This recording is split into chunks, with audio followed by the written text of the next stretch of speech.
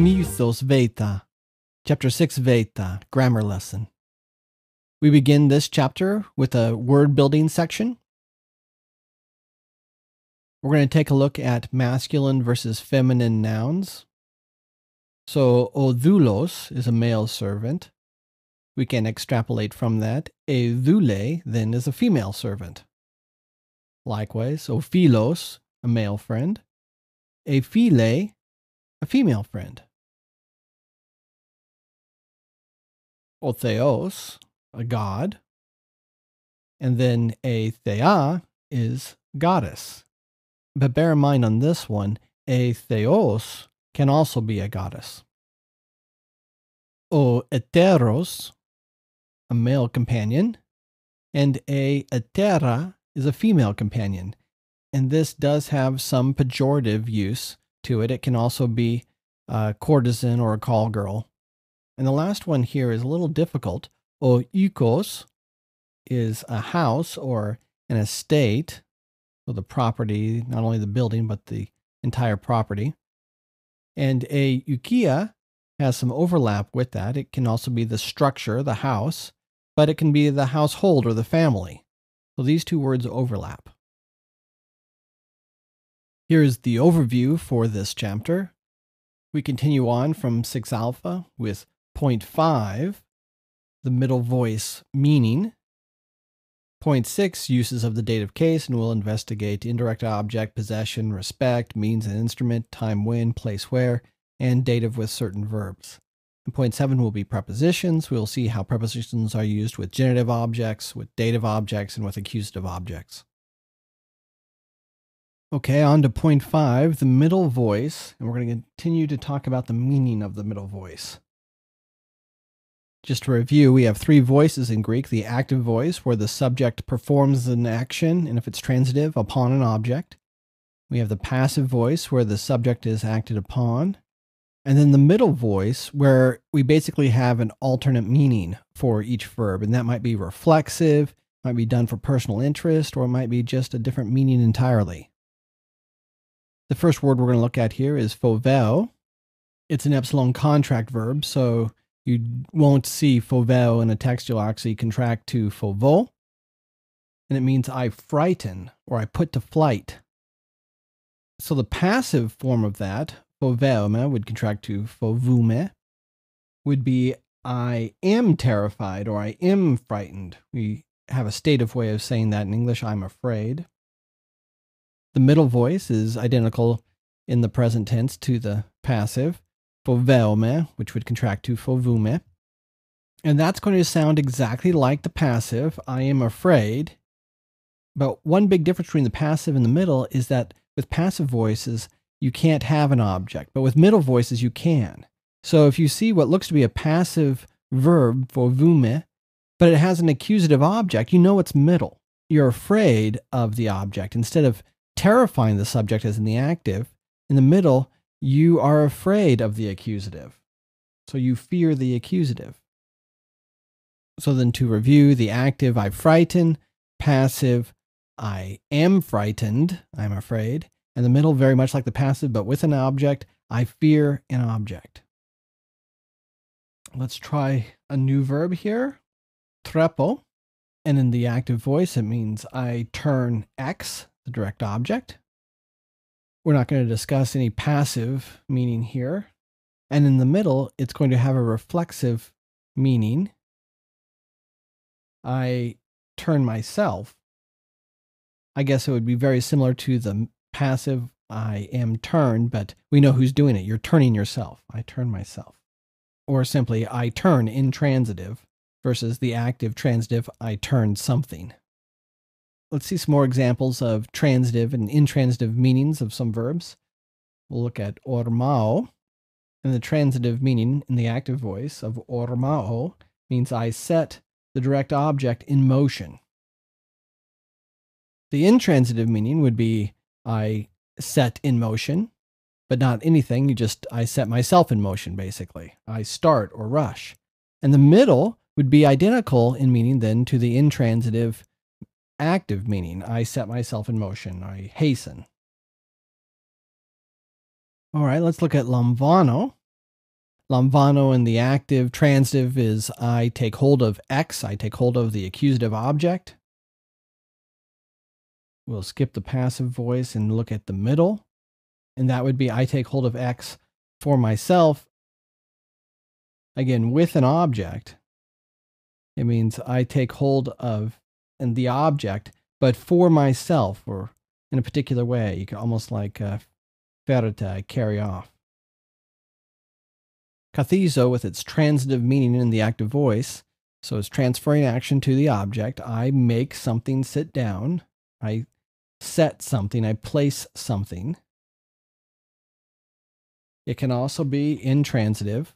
Simply I sit with no object. Basically sit myself down.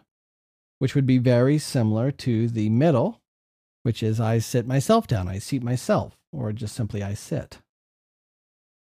And the last one we're going to look at here is pitho, the active voice. I persuade an object. We'll skip the passive. And the middle voice, basically, I persuade myself with respect to a dative object,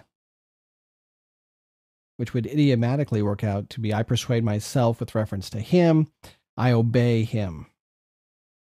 Or the other example here, pithomet tous nomus. I obey the laws. I persuade myself with respect to the laws. I obey the laws. So basically, you can consider the middle voice as meaning number 2. It means I obey with a dative object. And that's how I think of the middle voice, is either emphasizing the subject or having an alternate meaning just to check in a lexicon for.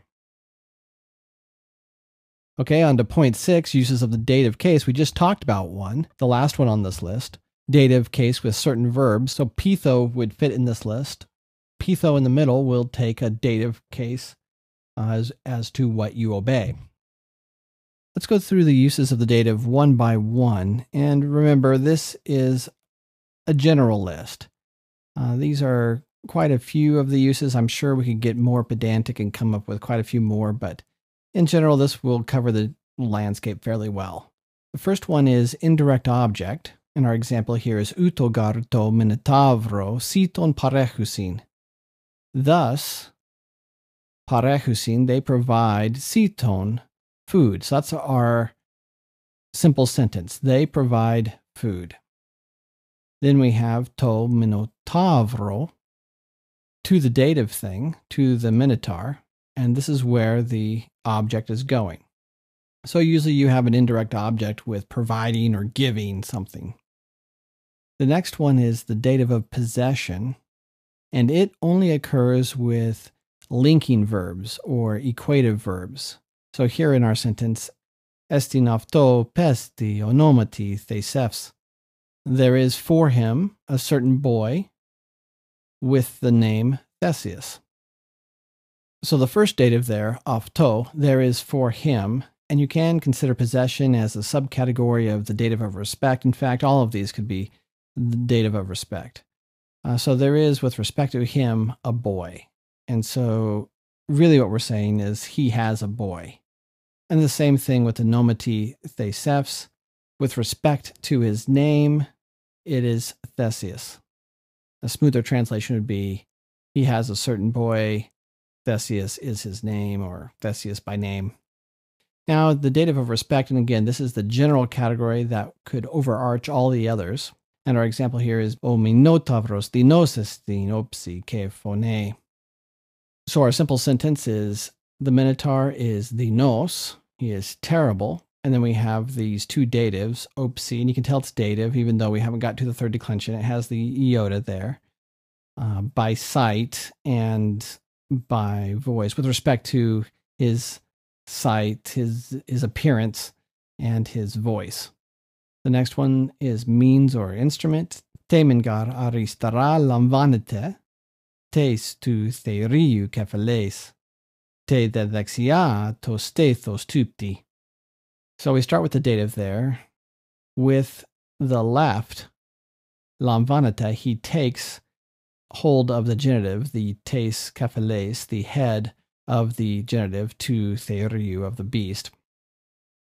So that's the means or the instrument with which he's taking hold of the head with his left hand.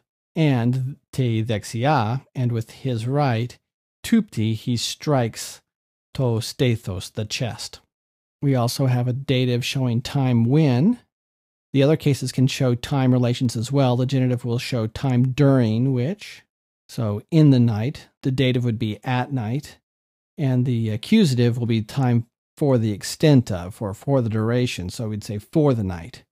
Our example here is te usterea, at a later time, or on the next day. If you consider time when a location in time, well then it only makes sense that place where would also be conveyed by the dative. In te aristara, and actually it's conveyed by the preposition in, followed by the dative. So on the left, or here with the preposition pros, at the te nei, and we're going to talk about preposition usage in a few minutes. But this one really, I don't think, is a use of the dative so much as functions of the prepositions. Then we have the dative with certain verbs, and our example here is eu voes to agro pros horusin. The oxen approach to the agro, to the field. And so pros horusin just expects a dative. That's where you're going. Let's take a look at some other verbs that take dative objects. We have epome. Notice it looks very passive. In fact, it is a middle form that lost its active, so it is deponent. You will only see it with ome endings. You'll never see it with o. It's a difficult verb because the root is just ep, and it looks like some form of the preposition epi. And if you think of it as on, it almost sounds like follow. It does have the rough breather that helps to distinguish it from the preposition, but it does mean to follow after something in the dative. Then we have voetheo. It's an epsilon contract verb, to give aid to the dative or to help the thing in the dative.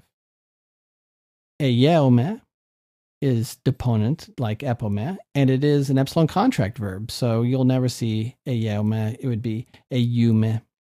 This one is difficult because it looks kind of like ago, but again, it has a rough breather to help distinguish it, and it means to lead. We get the word hegemony from this.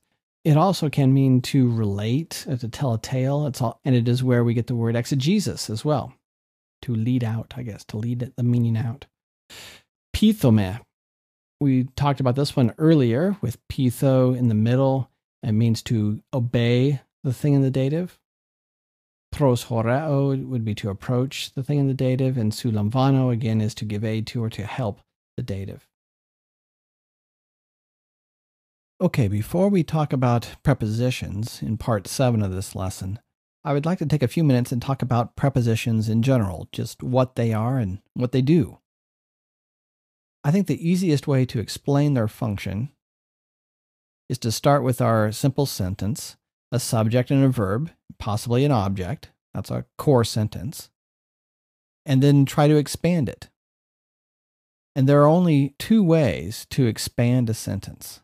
We can either tell more information about one of the substantives, the subject or object, or provide more information about the verb. These are mutually exclusive categories and basically exhaust everything else we can do with language rather than creating our independent clause. So once you know that you're dealing with something other than the subject, verb, or object, it's going to fall in either an attributive relationship role to the subject or object or an adverbial relationship.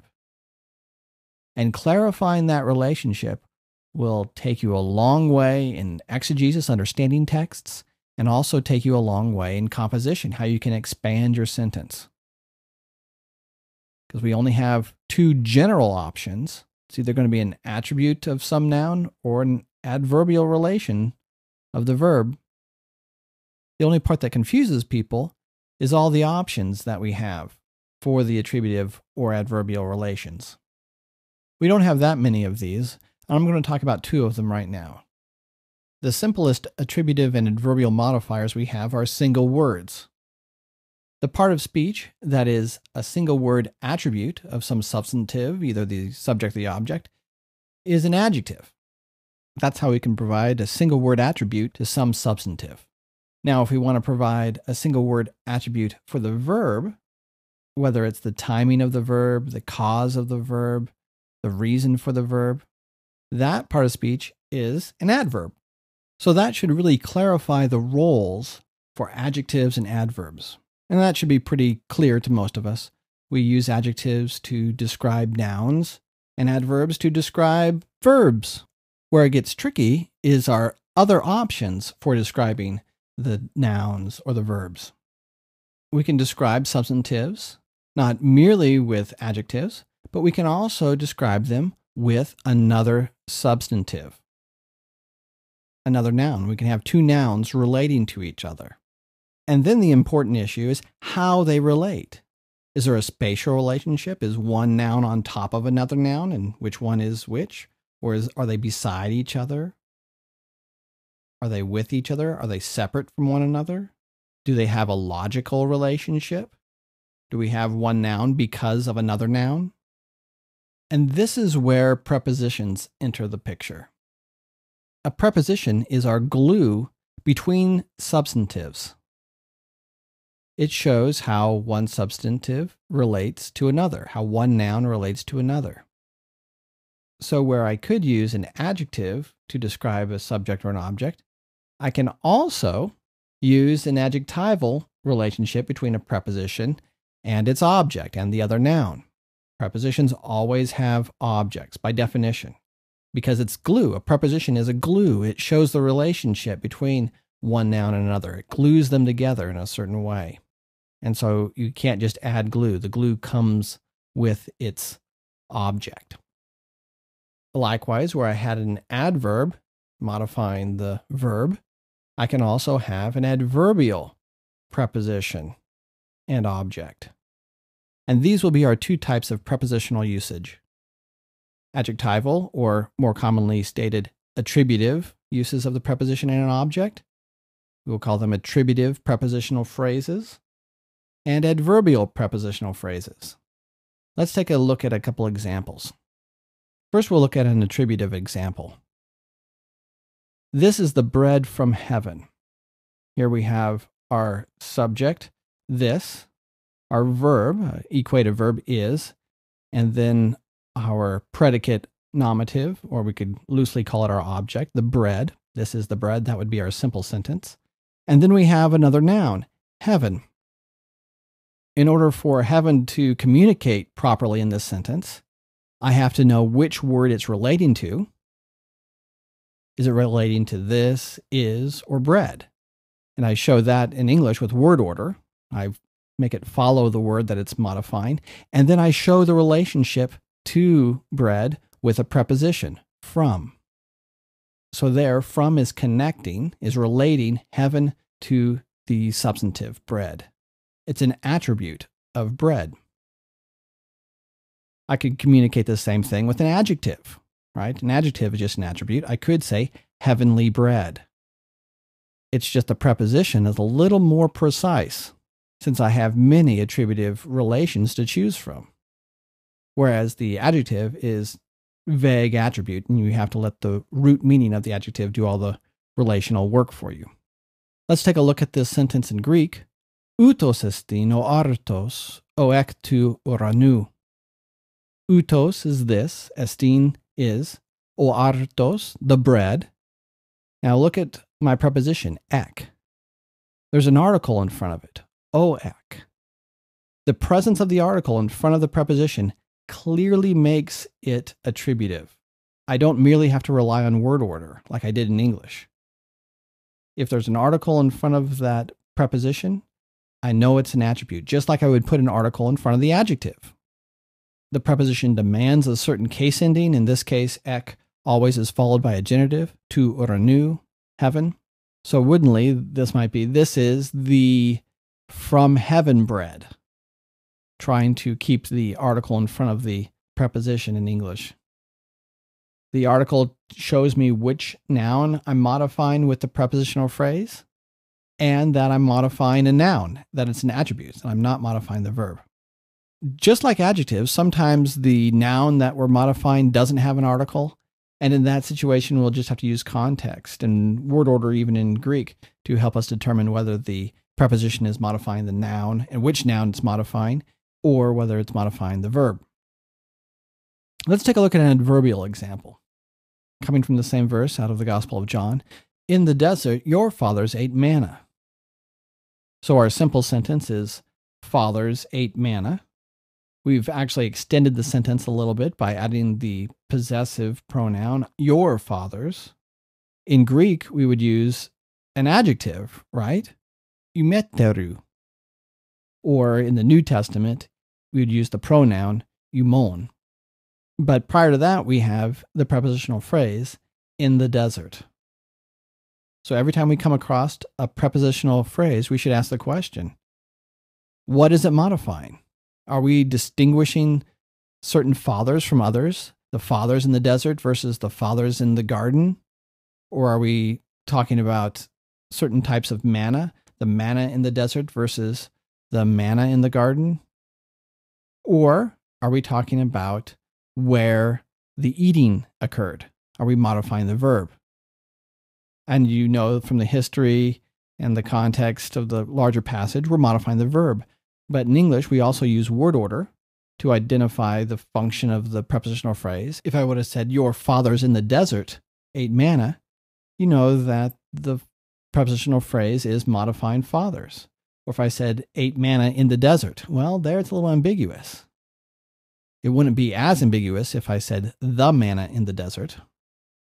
But these are problems with English. To make it very clear in English, we can start our sentence with the prepositional phrase, and then we know it's adverbial. In the desert, your fathers ate manna. In Greek, it's far easier. We have you pateres emon, your fathers ephagon ate into erimo. Notice there is no article in front of the preposition, and my nouns, you pateres and to mana, both have articles. And so if we wanted to provide an attribute to either one of these articular nouns, that attribute must also be articular. So the basic items that you need to understand about prepositions is, number one, that they are glue, that they will always have an object, a noun. They glue one noun, their object, to something else, another noun or the verb.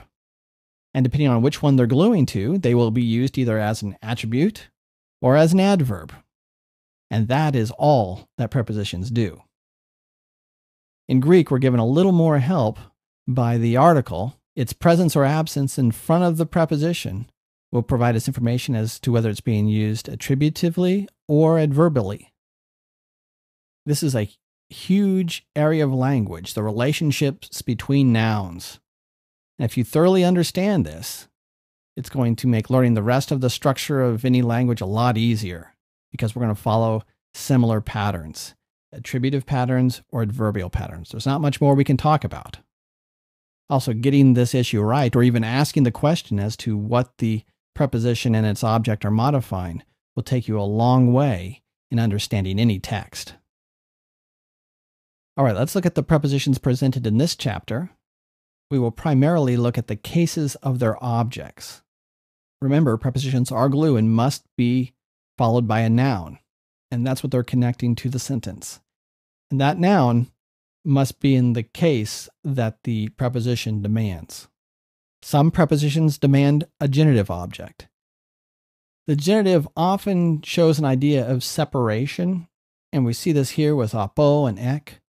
The differences between those, they both mean from, but apo would be the place where you're from, and ek would be moving out from there, so showing motion. Meta is almost the opposite of separation. It's showing association. You're with the genitive. Somebody is with the genitive. Attributively, I would like some bread with honey. Adverbally, he came with me. We also have some prepositions that are used with the dative, and they all show location where. So in would be in English, in. That's where the object is. Epi would be the location upon something, on something. And pros plus the dative would be the place where, at which. We'll try out our two examples. Ariadne waited at the ship, adverbally. The men at the ship were waiting for their leader. There we would be describing the men, attributive. Then we have a bunch of prepositions that will be used with the accusative case, usually showing motion. Ana, going up, is, going into, so the complement of in is location where, is moving into. Epi, moving upon, the complement of epi followed by a dative, which would be just location where. Kata would be motion down. Meta, temporal motion, meaning after. Pros, to or toward, versus when it's followed by the dative, where it means that you're already there, at. And upo means under, and that can either be motion under or just location under. Well, that does it for prepositions. Make sure that you become familiar with all of these. As you can see, prepositions can drastically change the meaning of any sentence just because how words relate to one another really matters. You would do well to pay special note to the prepositions in your exercises in this chapter. Remember to work through the exercises multiple times and keep up the good work and great zeal.